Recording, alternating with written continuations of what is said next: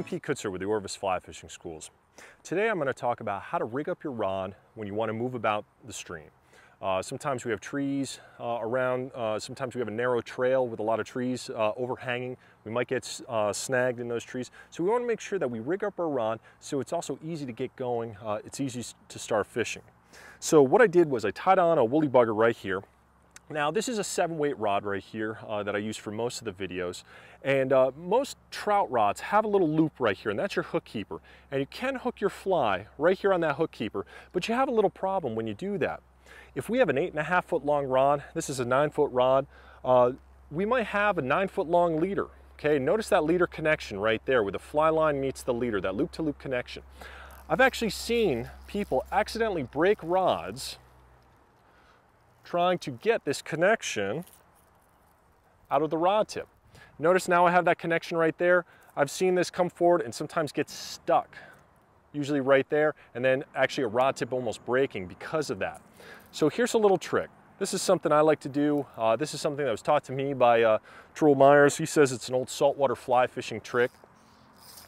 What I like to do is, rather than taking my fly and putting it in the hook keeper, I like to take my fly and hook it on probably the first snake guide right up here. So this is a saltwater rod, so it's got 2 stripping guides.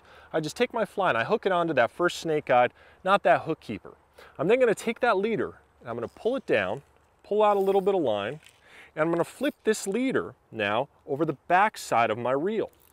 I want to put it over the back side, not the front side. And the reason is that spool where it sits up to that frame, that little bit of a slot, sometimes your leader could fall through that. So I like to put it around the back of my reel. Now I have a couple feet of fly line out past the tip of my rod. I can start casting very, very easy. I don't have this leader loop connection stuck inside the tip top, okay, where I don't have to pull it out and potentially break my rod. Also, my leader's not inside, they're getting kinked. Now when I want to go fish, I just take that leader off, I just give my rod a little tap, fly falls off, now I'm ready to start casting. And I'm in good shape.